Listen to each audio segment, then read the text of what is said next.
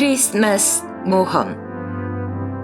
입구가 넓은 벽난로에서 굵은 통나무들이 기분 좋은 소리를 내며 타오르고 탁탁거리는 그 소리 위로 6개 국어로 된 말소리가 쉴 새 없이 이어졌다. 초대받은 젊은이들이 각자의 크리스마스를 즐기는 중이었다. 참석자들 대부분에게 에밀리 아줌마로 알려져 있는 노처녀 앤디 코트는 그런 수다를 들으며 사람 좋은 웃음을 지었다. 조니가 말했다. 장담하는데 넌 고기파이 6쪽을 먹을 수 없어, 지인. 아니야, 먹을 수 있어. 아니, 못 먹어. 그렇게 먹는다면 그건 개걸스러운 거야. 그렇지. 거기다 케이크 3접시에 크리스마스 푸딩 2접시를 더 먹을 거니까. 과자가 맛있어야 할 텐데. 앤디코트 양이 걱정스러운 듯 말했다. 겨우 사흘 전에 만들어놨거든. 크리스마스 푸딩은 크리스마스가 되기 오래전에 만들어놔야 하는데. 앤디코트 양이 이야기하고 있는 동안 예의 바르게 사람들은 나누던 이야기를 멈추었다. 그 젊은이들이 흘러간 나날에 대한 그녀의 회고담에 조금이라도 흥미를 느껴서는 아니었다. 파티를 연 사람한테 예의상 관심을 보여야 할 것 같았기 때문이다. 그녀가 말을 마치자마자 또다시 여러 나라 말이 뒤섞인 수다가 터져나왔다. 앤디코트 양은 한숨을 내쉬고는 동조를 구하려는 듯 그 파티에서 유일하게 자신과 같은 연배인 사람 쪽으로 시선을 돌렸다. 달걀형의 독특한 얼굴과 무섭게 고추선 콧수염을 지닌 자그마한 노인이었다. 요즘 사람들은 우리 때 같지 않아 하고 앤디코트 양은 생각했다.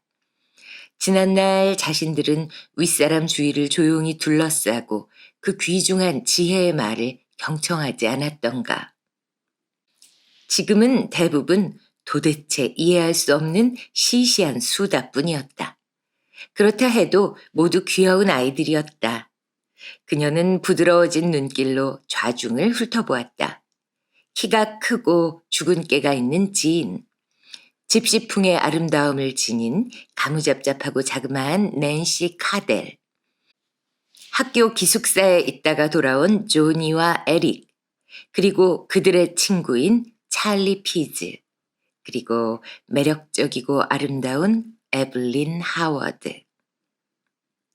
이 마지막 인물에 생각이 미치자 그녀의 이마가 약간 찌푸려졌다. 에블린 하워드는 뛰어난 북유럽형 미인이었다.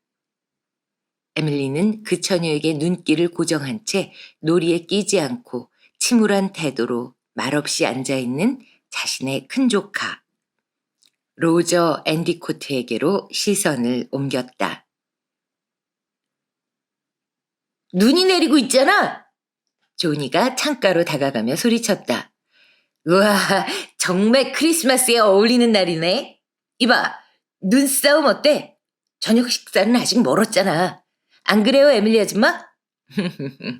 그렇단다, 얘야. 2시에 식사를 할 거야. 그러고 보니 식당에 좀 가봐야겠구나. 그녀는 서둘러 방을 나갔다. 제안 하나 할게. 우리 눈사람을 만들자. 진이 소리쳤다. 좋아, 재밌겠는걸? 눈으로 무슈 푸아로의 상을 만드는 거야. 대탐정 에르큘 푸아로. 호호호호, 6명의 유명한 예술가들이 눈 조각상으로 만들다. 의자에 앉아있던 자그마한 남자가 그 찬사에 눈을 빛내며 목례를 보냈다. 그 친구를 아주 멋지게 만들어줘야 한다, 얘들아. 그럼요. 아이들은 회오리바람처럼 모습을 감추었다. 쟁반 위에 메모를 얹어 가지고 들어오던 위험 있는 집사는 하마터면 그들과 부딪힐 뻔했다. 집사는 침착을 되찾은 다음 푸아로를 향해 걸어왔다. 푸아로는 메모를 받아들어 봉투를 뜯었다. 집사는 그 자리를 떠났다. 자그마한 노인은 메모를 2차례 읽은 다음 접어서 주머니 속에 넣었다. 그의 얼굴 근육은 전혀 움직이지 않았지만 메모의 내용은 상당히 놀라운 것이었다. 거기에는 알아보기 힘든 글씨체로 이렇게 쓰여 있었다. 크리스마스 푸딩을 먹지 마세요. 무척 흥미로운 걸. 그리고 아주 뜻밖의 일이군. 푸아로는 방을 가로질러 벽난로 쪽을 바라보았다. 에블린 하워드는 다른 사람들과 함께 나가지 않고 그 자리에 남아 있었다. 그녀는 의자에 앉아서 불길을 바라보며 왼쪽 셋째 손가락에 끼워진 반지를 신경질적으로 돌리고 또 돌리면서 생각에 잠겨 있었다.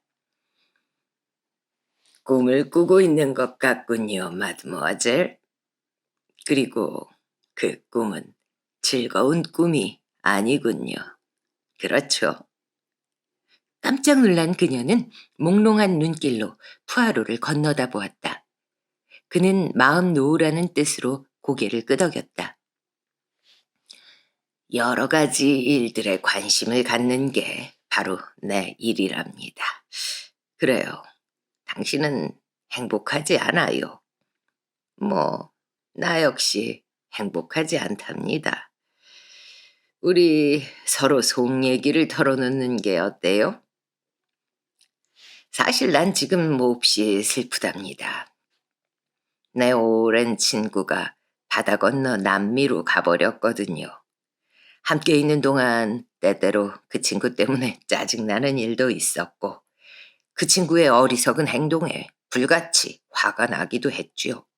하지만 이제 그 친구가 가버리고 나니 그의 좋은 면들만 생각나는군요.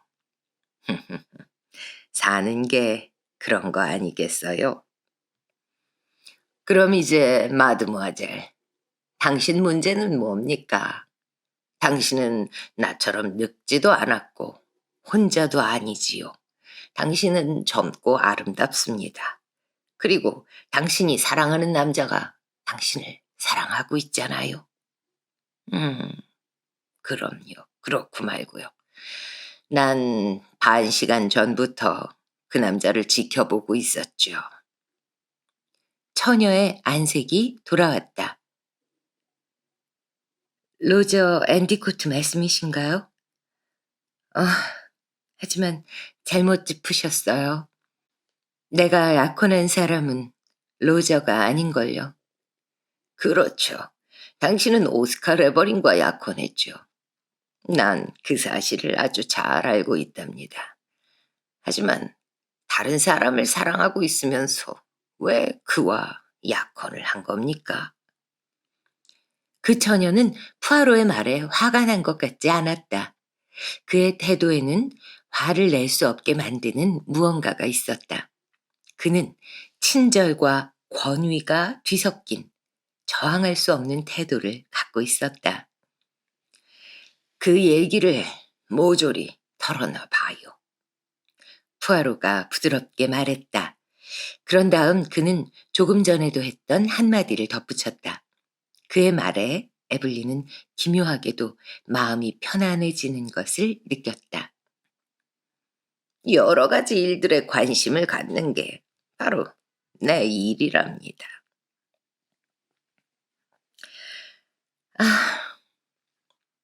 전 정말이지 비참해요, 무시푸아로. 너무나 비참해요.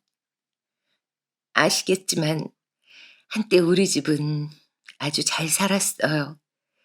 전 많은 재산을 상속받게 돼 있었고 그때 로저는 어린 소년에 지나지 않았죠. 전 로저가 저한테 관심을 갖고 있다고 확신했지만 그는 한 번도 그런 표시를 내지 않고 오스트레일리아로 떠나버렸어요. 여기서 사람들이 혼담을 결정하는 방식은 우습지요.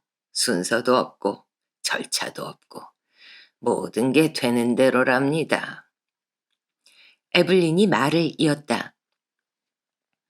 그런데 갑자기 우린 알거지가 됐어요.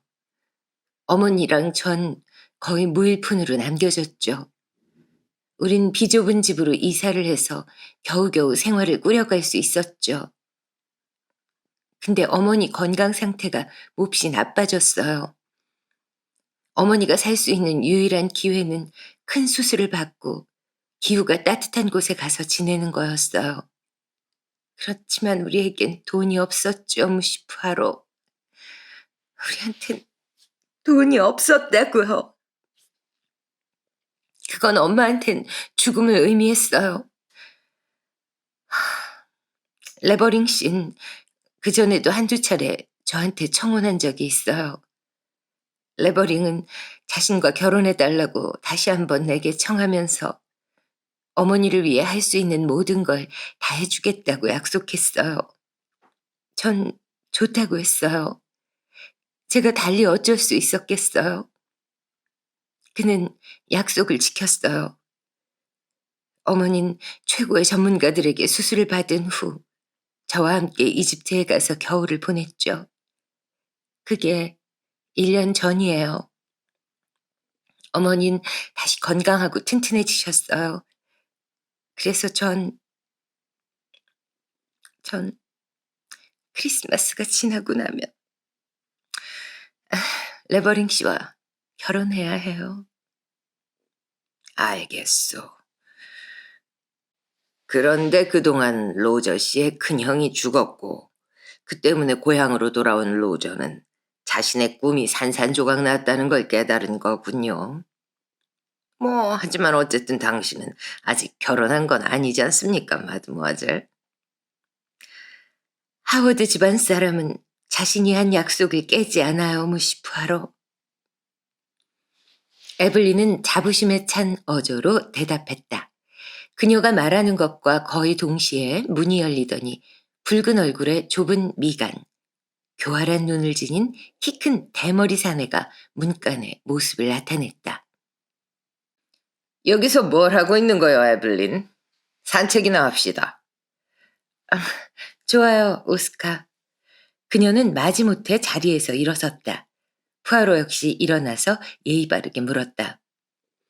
동생분이신 마드모아젤 레버링은 아직도 몸이 안 좋은가요? 그렇소. 유감스럽게도 아직도 침대에 있다오. 크리스마스에 몸져 눕다니 정말 딱한 일이오. 그렇고 말고요. 탐정은 예의 바르게 맞장구를 쳤다. 몇 분 후 에블린은 장화를 신고 외투를 걸치고 약혼자와 함께 눈 쌓인 마당으로 나갔다. 크리스마스에 딱 어울리는 상쾌하고 화창한 날씨였다. 나머지 사람들은 눈사람을 세우느라 분주했다.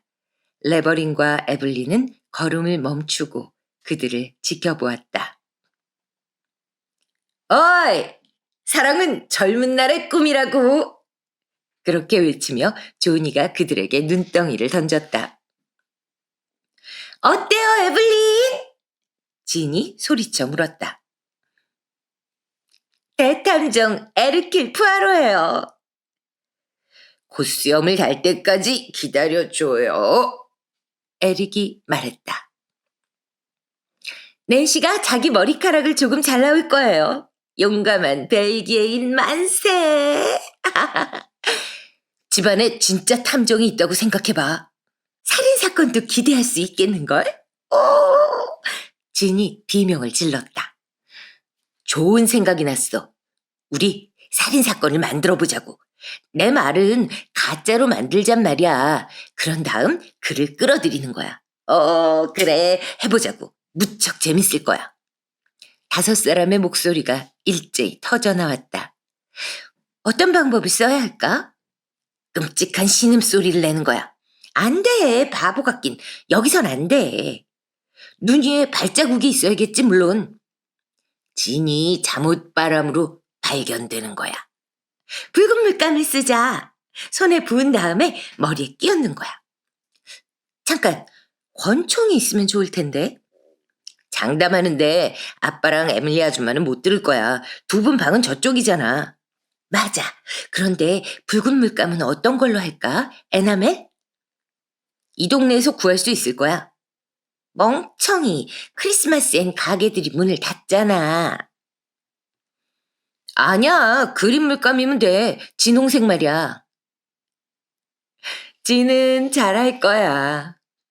몸이 차가워져도 걱정 마. 그리 오래 걸리지 않을 테니까. 아니야, 낸시가 더 잘할 것 같아. 그 우아한 파자마를 입고 말이야. 일단 물감이 좀 있는지 그레이브스에게 물어보자. 그들은 집 안으로 우르르 몰려 들어갔다. 생각에 잠겨 있군, 앤디 코트. 레버링이 기분 나쁜 목소리로 말했다. 그 말에 로저는 정신을 차렸다. 그는 지금까지의 이야기를 거의 듣지 못한 것 같았다. 네. 그저 궁금하게 생각하고 있을 뿐입니다. 그가 차분히 대답했다. 궁금하다니? 푸아로 씨가 여기서 뭘 하고 있는 건지 말입니다. 레버링은 움찔한 것 같았다. 하지만 그 순간 종소리가 커다랗게 울려 퍼졌다. 모두들 크리스마스 정찬이 차려진 식당으로 들어갔다. 식당의 커튼은 젖혀져 있었고 조명이 들어와 크래커와 다른 장식물들이 높게 쌓아 올려진 긴 식탁을 비추고 있었다. 식탁의 한쪽 끝에는 얼굴이 붉고 성격이 쾌활한 집주인 앤디 코트경이 앉았고 그의 맞은편에는 그의 누이 에밀리 앤디 코트가 앉았다. 푸아로는 파티를 위해 붉은 조끼를 차려입고 있었다. 그의 살찐 몸매와 고개를 한쪽으로 기울인 모습은 어쩔 수 없이 울새를 연상시켰다. 집주인이 서둘러 고기를 잘랐고 모두들 칠면조를 먹기 시작했다. 2마리의 익힌 칠면조가 금세 모습을 감추었고 부른 배 때문에 씩씩거리는 숨소리가 들려왔다. 이윽고 성장한 집사 그레이브스가 크리스마스 푸딩을 높이 들고 나타났다. 촛불로 장식된 거대한 푸딩이었다. 오, 서둘러요, 그레이브스. 불이 꺼져버리면 소원을 빌 수가 없잖아요. 어서 와요. 바로 그 순간 무슈 푸아로가 자기 접시의 푸딩을 살펴보면서 떠올린 기묘한 표정을 눈치챌 만큼 한가한 사람은 아무도 없었다. 푸아로가 날카로운 눈길로 식탁을 둘러보는 것도 아무도 눈치채지 못했다. 그는 영문을 모르겠다는 듯이 얼굴을 조금 찌푸리고 자기 몫의 푸딩을 먹기 시작했다. 모두들 푸딩을 먹기 시작했다. 이야기 소리가 한층 잦아들었다. 그때였다. 갑자기 집주인이 외마디 소리를 내질렀다. 그의 얼굴은 자줏빛이 되어 있었다. 그의 손이 입안으로 들어갔다. 저기를, 에밀리! 어째서 푸딩 속에서 유리 조각이 나오는 거지? 유리 조각이요? 앤디 코트 양이 놀라서 소리쳤다. 집주인은 입에서 그 불쾌한 물건을 꺼냈다. 이거 부러질 뻔했잖아. 삼켰다면 맹장 수술을 받아야 했을 거야. 각 손님 앞에는 물이 담긴 작은 손가락 씻는 그릇이 놓여 있었다. 케이크에서 나온 은화 같은 것들을 담으라고 놓아둔 것이었다. 앤디 코트 씨는 자기 몫의 그릇에 담긴 물에다 그 유리 조각을 헹군 다음 들어올렸다. 아이쿠, 맙소사. 이건 브로치에서 빠진 붉은 보석이잖아. 잠깐 보여주시겠습니까? 푸아로는 재빨리 그의 손에서 그것을 받아들어 주의 깊게 살펴보았다. 집주인이 말한 대로 그것은 루비처럼 붉은 커다란 광석이었다. 푸아로는 그것을 이리저리 돌려보았다. 세공된 면이 불빛을 반사해 번쩍거렸다. 세상에! 에릭이 소리쳤다. 진짜 같아! 바보 같은 소리! 진이 깔보듯이 말했다. 그만한 크기의 루비라면 돈이 얼만데. 안 그래요, 무시 푸아로? 정말 멋진 세공인걸. 앤디 코트 양이 중얼거렸다. 그런데 저런 게 어떻게 푸딩 속에 들어가 있을까? 좌중의 화제는 당연히 그것이었다. 온갖 가정들이 등장했다. 푸아로만이 침묵을 지키고 있었다. 그는 뭔가 다른 생각에 빠진 것처럼 아무렇지도 않게 그것을 주머니 속에 넣었다. 정찬이 끝난 후 그는 주방으로 갔다. 요리사는 상당히 당황하고 있었다. 파티의 초대객에게, 그것도 외국인 신사에게 질문을 받다니. 하지만 그녀는 푸아로의 질문에 최선을 다해 대답했다. 그 푸딩은 사흘 전 선생님께서 오시던 날 만든 거예요. 모두들 주방으로 와서 반죽을 젓고 소원을 빌었죠. 뭐 오래된 관습이니까요. 선생님 나라에서는 그러질 않나요? 아무튼 푸딩이 완성된 다음에는 다른 푸딩들하고 함께 식료품실 꼭대기 칸에 나란히 얹어 두었죠. 어? 다른 푸딩들하고 다른 점이요? 아니요, 없었던 것 같아요. 다만 그건 알미늄 그릇에 들어있었던데 반해 다른 것들은 도자기 용기, 도기에 들어있었어요. 크리스마스용 푸딩을 원래 그렇게 만듭니까? 그런 질문은 좀 우스꽝스러운 것이었다. 물론 그렇지 않죠. 크리스마스 푸딩은 언제나 호랑가시 나뭇잎 무늬가 그려진 하얀 대형 도기에 넣어서 굽는답니다. 하지만 바로 그날 아침, 주방 하녀인 글래디스가 마지막으로 푸딩을 데우기 위해서 도기 그릇을 내리다가 떨어뜨리고 말았거든요. 안에 금이 갔을 수도 있으니까 식탁에 내보내지 않고 커다란 알미늄 접시를 쓰기로 했죠. 푸아로는 그런 정보를 준 데 대해 그녀에게 감사를 표했다. 그는 자신이 얻은 정보에 만족한 듯 혼자 웃음을 지으며 주방에서 나왔다. 그는 오른손 손가락으로 주머니 안에 든 것을 만지작거렸다. 다음 날 아침. 무슈 푸아로! 무슈 푸아로! 일어나세요! 끔찍한 일이 벌어졌어요! 아주 이른 아침 조니가 소리쳤다. 푸아로는 침대에서 일어나 앉았다. 그는 아직 잘 때 쓰는 모자를 쓰고 있었다. 그의 엄숙한 표정과 전혀 어울리지 않게 살짝 기울여 씌워진 그 모자는 웃음을 자아내기에 충분했지만 조니한텐 그런 것이 눈에 띄지 않는 모양이었다. 하지만 말의 내용과는 달리 그 소년이 무언가에 무척 재미있어 한다는 걸 알 수 있었다. 소다수를 힘들여 빨아올리는 것 같은 기묘한 소리가 문 밖에서 들려왔다. 당장 아래로 내려와 주세요! 조니가 다시 외쳤다. 그의 목소리는 가볍게 떨리고 있었다. 누군가 살해당했어요! 그는 몸을 돌렸다. 아하, 심각한 일이군. 푸아로가 말했다. 자리에서 일어난 푸아로는 크게 서둘지 않고 간단하게 몸단장을 했다. 그런 다음 조니를 따라 층계를 내려왔다. 초대객들이 뜰로 통하는 문 근처에 모여 있었다. 그들의 태도에는 한결같이 충격이 드러나 있었다. 에릭은 심한 경련을 일으키고 있었다. 진이 앞으로 나와 푸아로 씨의 팔에 손을 얹었다.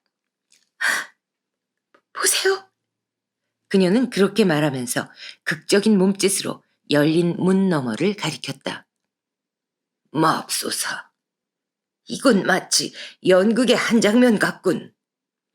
그의 지적이 틀린 것은 아니었다. 밤 동안 눈이 더 내렸으므로 희미한 이른 새벽빛을 받은 세상은 하얗고 교교해 보였다. 선홍색 얼룩 같은 것이 뿌려진 곳을 제외하면 하얀 풍경이 손상되지 않은 채 펼쳐져 있었다. 낸시 카델이 꼼짝도 하지 않은 채 눈 위에 누워 있었다. 그녀는 다홍색 실크 파자마를 입고 있었다. 작은 발에는 아무것도 신고 있지 않았고 두 팔은 넓게 벌린 채였다. 한쪽으로 돌린 고개는 뒤엉킨 검은 머리채로 가려져 있었다. 미동도 없이 누워있는 그녀의 왼쪽 옆구리에는 단도가 꽂혀 있었고 눈 위의 진홍색 자국은 점점 더 커지고 있었다.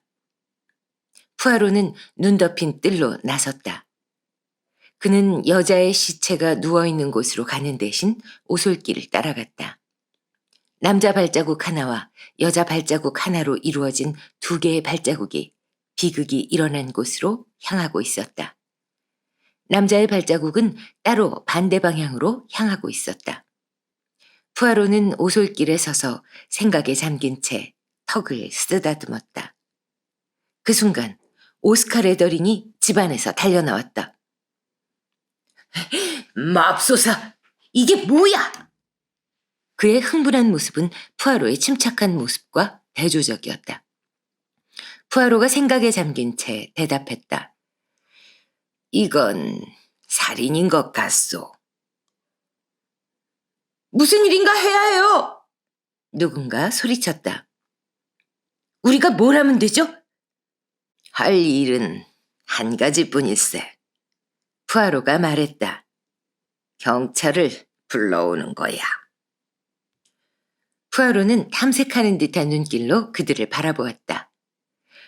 분명히 우리가 할 일은 그거 한 가지뿐일세. 잠시 침묵이 감돌았다. 이윽고 조니가 앞으로 나섰다.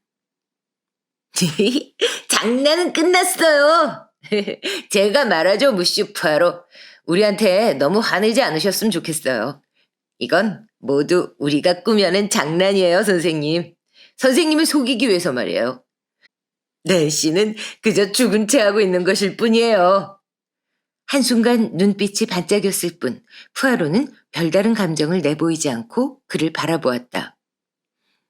나를 놀리기 위해서 그런 거란 말이지. 그렇습니다. 정말이지 죄송합니다.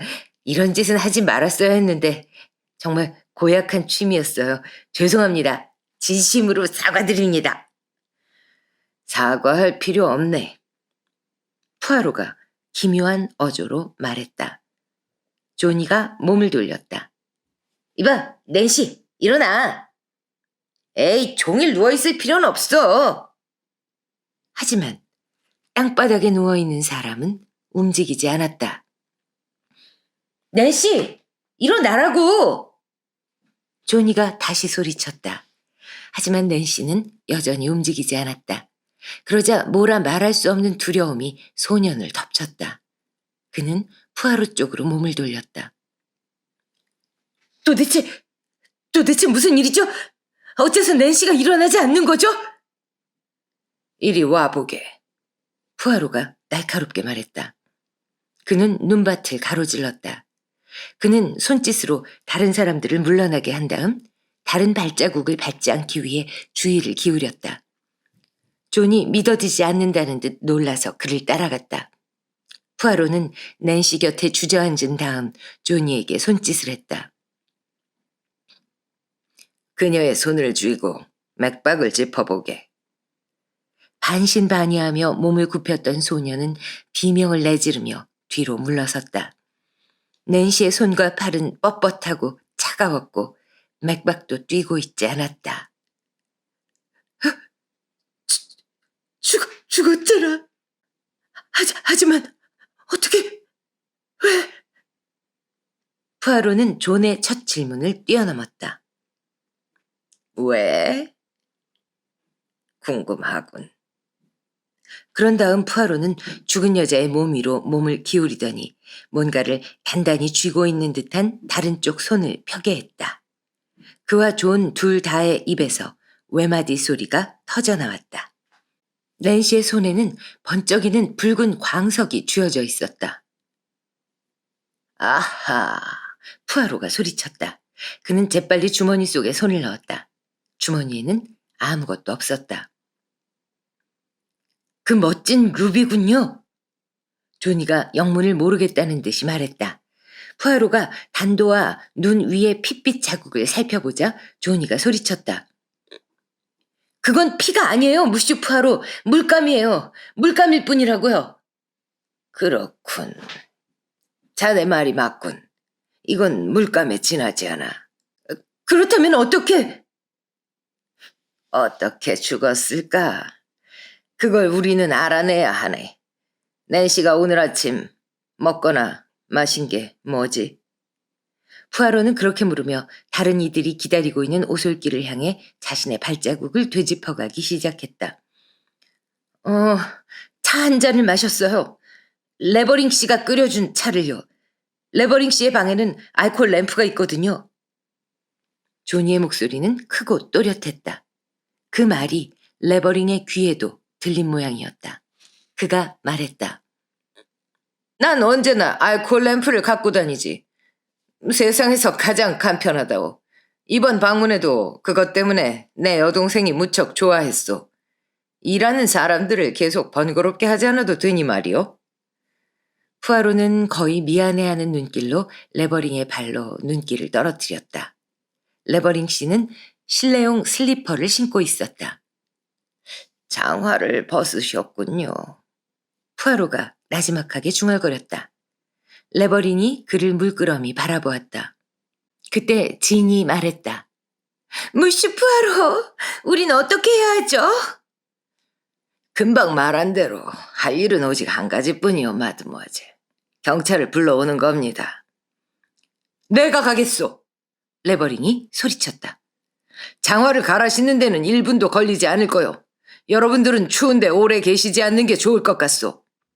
그는 집안으로 모습을 감추었다. 레버링 씨는 정말 생각이 깊군. 푸아로는 부드러운 어조로 중얼거렸다. 우리 그의 충고를 따르는 게 어떻겠소? 아빠를 깨우는 게 어떨까요? 다른 사람들도요. 그럴 필요 없네. 푸아로가 날카롭게 대답했다. 그럴 필요 없다고. 경찰이 올 때까지 여기에 손을 대선 안 되네. 우리 안으로 들어가는 게 어떻겠나? 서재가 어떨까? 이 슬픈 비극을 잠시 잊을 수 있도록 내 짧은 이야기를 하나 해주겠네. 푸아로가 앞장서서 걷자 사람들이 그의 뒤를 따랐다. 이 이야기는 루비에 관한 거라네. 안락한 팔걸이 의자에 앉으면서 푸아로가 입을 열었다. 아주 유명한 사람이 가지고 있던 아주 유명한 루비 얘기지. 그가 누군지는 밝히지 않겠네. 다만 세계적으로 유명한 사람이라는 것만 말해두지. 그런데 이 유명 인사가 남몰래 런던에 왔다네. 대단한 인물이긴 하지만 그 역시 젊고 어리석은 사내여서 어떤 예쁘장한 아가씨의 유혹에 넘어가고 말았네. 그 예쁘장한 아가씨는 그한테 별로 마음이 없었지만 그의 재산에는 관심이 많았네. 어느 날 그녀는 그의 집안에 대대로 내려오는 그 역사적인 루비를 훔쳐 달아나 버렸네. 그 딱한 청년은 진퇴양난의 곤경에 빠지고 말았지. 그는 어느 나라 공주와 곧 결혼을 하게 돼 있었으므로 스캔들을 일으킬 수는 없었거든. 경찰의 힘을 빌릴 수 없었던 그는 대신 나, 에르킬 푸아로를 찾아왔더군. 내 루비를 찾아주십시오 하고 말이지. 그런데 난 그 아가씨에 대해 아는 게 좀 있었어. 그녀에게는 오빠가 하나 있는데 그들은 함께 많은 건수를 올려왔지. 난 그들이 크리스마스 때 어디에 묵는지 알아냈네. 그리고 운 좋게 만난 앤디 코트 씨의 친절 덕택에 나 역시 그곳에 초대를 받을 수 있었지. 그런데 그 예쁘장한 아가씨는 말이야. 내가 온다는 말을 듣자 크게 놀란 모양이었네. 그녀는 영리해서 내가 그 루비의 행방을 캐고 있는 걸 알고 있었던 거지. 그녀는 즉시 그것을 안전한 곳에 숨겨야 했네. 그러다 그것을 푸딩 속에 숨겨야겠다고 생각한 모양이네. 맞아. 그렇다네. 그렇고 말고. 그녀는 다른 사람들과 더불어 반죽을 젓다가 다른 것들과 구별되는 알미늄 푸딩 그릇 속에 루비를 슬쩍 빠뜨렸다네. 그런데 기묘한 우연으로 그 푸딩을 크리스마스 날 먹게 된 거지. 사람들은 조금 전의 비극을 잠시 잊어버리고 벌린 입을 다물지 못한 채 푸아로에게서 눈길을 거두지 못했다. 자그마한 체구의 푸아로가 말을 이었다. 그런 다음 그녀는 침대로 갔네. 그는 시계를 꺼내 시간을 보았다. 식구들이 일어났을 시간이군. 레버링 씨가 경찰을 불러오는데 너무 시간이 많이 걸리는 것 같은데. 그렇지 않나? 내 생각엔 그의 여동생도 함께 간 것 같네. 에블린이 눈길을 푸아로에게서 떼지 않은 채 비명을 지르며 일어섰다. 또 내 생각엔 그들은 돌아오지 않을 것 같네. 오스카 레버링은 오랫동안 합법과 비합법의 경계에 있는 아슬아슬한 짓을 해왔지. 이게 그 마지막이야. 그와 그의 여동생은 이름을 바꾸고 한동안 해외에서 활동할 거야. 오늘 새벽 난 그에게 미끼를 던지는 동시에 겁을 주었네. 우리가 집안에 들어와 있는 동안 그는 가면을 벗어던지고 그 루비를 손에 넣었을 거야. 그런 다음에는 경찰을 부르러 가야 했지. 하지만 그건 자신을 진퇴양난의 곤경으로 모으는 것을 뜻했지. 살인 혐의를 받고 있을 때에는 두말할 것도 없이 도망치는 편이 바람직하지. 그가 낸시를 죽였나요? 지인이 꺼져 들어가는 목소리로 물었다. 푸아로가 자리에서 일어서며 제안했다. 사건 현장에 다시 한번 가볼까? 그가 앞장을 섰고 사람들이 그의 뒤를 따랐다. 집 밖으로 나오자 사람들의 입에서는 거의 동시에 헉 하는 소리가 새어나왔다. 비극적인 장면은 흔적 하나 남아있지 않았다. 눈밭은 매끈하고 평화로웠다. 세상에! 에릭이 층계 위에 주저앉으며 말했다. 이 모든 게 꿈은 아니겠지? 정말 이상한 일이지. 사라진 시체의 비밀이라. 푸아로의 눈빛이 부드럽게 반짝였다. 진이 갑자기 의심이 들었다는 듯이 푸아로에게로 다가갔다. 무시 푸아로, 혹시 그러니까 제 말은 우리를 감쪽같이 속여 넘긴 거 아닌가요? 분명 그런 것 같아요. 맞는 말이다, 얘들아. 난 너희들의 계획을 알고 있었지. 그래서 그 계획을 뒤집어 엎을 계획을 세웠지. 마드모아젤 낸시는 여기 있네. 그런 어려운 연기를 멋지게 해내고서도 전혀 힘들어하지 않는 것 같군. 그것은 틀림없는 낸시 카웰이었다. 그녀의 두 눈은 빛나고 있었고 온몸에는 건강과 활력이 넘치고 있었다. 감기 들지 않았나? 내가 방에 갖다 둔 당약은 마신 건가? 한 모금만으로도 충분했어요. 전 괜찮아요. 저 잘했나요, 무시프하러? 이런 지혈대를 하고 있었더니 팔이 아프군요. 정말 훌륭했다, 낸시. 이제 다른 사람들에게 설명을 좀 해주는 게 어떨까? 사람들은 아직도 뭐가 뭔지 모르고 있을 거야. 자, 얘들아. 난 마드모아젤 낸시한테 가서 내가 여러분의 계획을 모두 알고 있다고 말한 다음 나를 위해 연기를 해달라고 요청했지. 그녀는 아주 영리하게 그 일을 해냈네.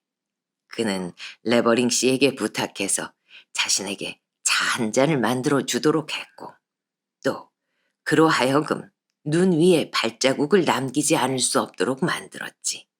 그래서 결정적인 때가 오자 그는 어떤 사고에 의해 그녀가 진짜 죽었는데 내가 자신을 을러댈 만한 온갖 증거를 갖고 있다고 생각한 거지. 우리가 집 안으로 들어간 다음 어떤 일이 일어났는지 말해주겠나, 마드모아젤? 그는 여동생하고 함께 나오더니 내 손에서 루비를 잡아채 쏜살같이 도망쳤어요. 그런데요, 무슈 푸아로, 루비는 어떻게 된 거죠? 에릭이 물었다. 그걸 그들이 가지고 가도록 놔뒀단 말인가요?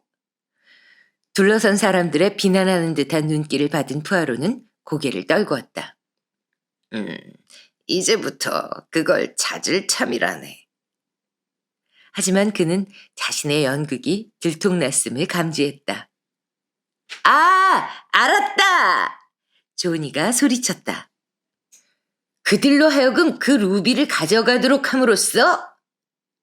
아니야, 무시 푸아로가 또 우릴 속여 넘긴 거야. 그렇죠? 맞죠? 하하하, 내 왼쪽 주머니에 손을 넣어보게, 마드모아젤. 지는 허겁지겁 푸아로의 주머니 속에 손을 넣었다가는 승리의 함성과 함께 다시 꺼냈다. 그녀는 찬란하게 빛나는 커다란 진홍색 루비를 높이 들어올렸다. 푸아로가 설명했다. 이제 아까 그것이 내가 런던에서 가져온 모조 보석이라는 걸 알았겠지? 정말 대단하지 않아? 우리에게 말해주지 않은 게 딱 한 가지 있어요. 우리의 장난을 어떻게 하셨죠? 낸시한테 들으셨나요? 푸아로는 고개를 저었다. 그렇다면 어떻게 하셨어요? 여러 가지 일에 관심을 갖는 게 내 일이라네. 푸아로는 함께 오솔길을 걷고 있는 에블린 하워드와 로저 앤디코트를 바라보다가 웃으며 대답했다. 알아요. 하지만 좀 말해주세요. 네? 아, 제발 친애하는 무슈 푸아로 부디 말해주세요. 궁금해 죽겠다는 듯한 상기된 얼굴들이 그를 둘러쌌다. 정말 그 비밀을 밝히기를 바라나? 네! 그럴 수 없을 것 같네. 왜요? 분명히 실망할 걸세. 아니에요. 말해주세요. 어떻게 하셨어요? 난 그때 서재에 있었는데. 그래서요? 자네들은 바로 서재 밖에서 계획을 세웠고 서재 창문이 열려 있었다네. 그뿐인가요? 에릭이 어이가 없다는 듯 되물었다. 그렇게 간단할 수가. 아닌 것 같나? 푸아로가 웃으며 대답했다. 어쨌든 이제 우린 모든 궁금증을 풀었네. 진이 만족한 목소리로 말했다. 그런가? 내 궁금증은 풀리지 않았어. 여러 가지 일에 관심을 갖는 걸 업으로 하는 내 궁금증은 말이야. 푸아로는 집 안으로 들어가며 혼자 중얼거렸다. 그런 다음 그는 주머니 속에서 상당히 꾀죄죄해진 종이 조각을 꺼냈다. 아마도 그렇게 꺼내보는 것이 20번째쯤이리라. 크리스마스 푸딩을 먹지 마세요. 푸아로는 영문을 모르겠다는 듯이 고개를 내저었다. 그 순간 그의 발 근처에서 헉 하고 숨을 멈추는 이상한 소리가 들려왔다. 아래를 내려다본 그는 나렴 원피스를 입은 자그마한 여자를 발견했다. 그녀의 왼손에는 쓰레받기가, 오른손에는 빗자루가 들려 있었다. 그런데 자넨 누군가? 애니 잉크스예요, 선생님. 허드렛 일을 하고 있어요. 푸아로의 머릿속에 영감이 스쳐갔다. 그는 그녀에게 그 편지를 내밀었다. 자네가 이걸 썼나, 애니? 해를 끼칠 생각은 아니었어요, 선생님. 물론 그럴 생각이 아니었겠지. 자초지종을 내게 말해주겠나? 그 두 사람 때문이었어요, 선생님. 레버링 씨와 그의 여동생 말이에요. 저희는 모두 그들이 보기 싫었어요. 그 여잔 전혀 아프지 않았거든요. 장담할 수 있었죠. 그래서 전 뭔가 수상한 일이 진행되고 있다고 생각했죠. 단도직입적으로 말씀드릴게요, 선생님. 전 문에 귀를 대고 그들의 대화를 엿들었었어요. 남자가 아무렇지도 않게 말하더군요. 그 푸아로란 작자를 가능한 한 빨리 치워버려야 해. 그러더니 동생에게 이런 뜻의 말을 하더군요. 그걸 어디 넣었지? 그러자 그녀가 대답했어요. 크리스마스 푸딩 속에. 그래서 전 그들이 선생님을 죽이려고 크리스마스 푸딩 속에 독을 넣은 줄 알았어요. 요리사는 저 같은 사람들의 얘기엔 귀를 기울이려 하지 않았어요. 그래서 경고장을 생각해냈죠. 그레이브스 씨가 발견해 선생님께 갖다 드릴 수 있도록 그걸 홀에 갖다 둔 거예요. 푸아로는 잠시 동안 그녀를 심각하게 살펴보았다. 소설책을 너무 많이 본 것 같군, 애니.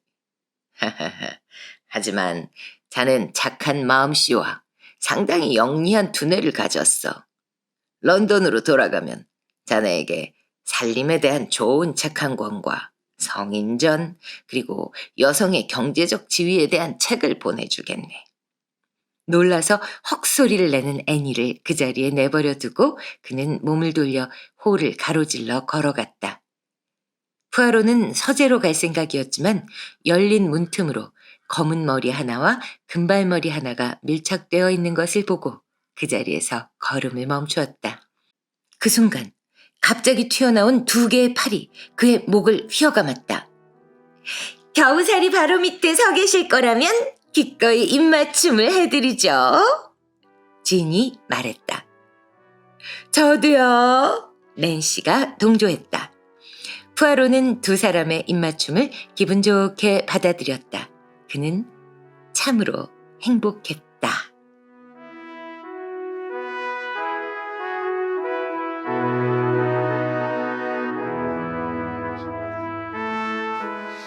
네, 아가사 크리스티의 크리스마스 모험이었습니다. 재밌게 들으셨나요? 등장인물이 너무 많아서 포기하려고 했던 소설인데요. 그게 뭐 제 목소리가 중요한 게 아니잖아요. 제가 뭐 그 성우로서 좀 여러분께 자존심 구기는 일이 있더라도 재밌는 책을 먼저 읽어드리는 게 우선이다. 그래서 열심히 캐스팅해서 읽어봤고요. 사실 여러분의 의견을 많이 기다리고 있습니다. 댓글로 좀 많은 얘기 주시면 사실은 유튜브 알고리즘도 그걸 좋아하거든요. 알림 설정, 구독, 좋아요도 좋지만 댓글도 많이 있으면 좋으니까요. 그리고 그 댓글에 스포하는 걸 싫어하는 분들도 계시던데 이렇게 좀 아래쪽에다 쓰시면 스포가 안 되겠죠. 스포 주의 이렇게 써서 댓글들 달아주시고 여러분과 많이 공감하면서 어떤 책이 좋을지 네, 작업하고 싶으니까요. 의견들 많이 주시기를 부탁드리면서 어버버버 후기를 마치겠습니다. 안녕히 계세요. 감사합니다.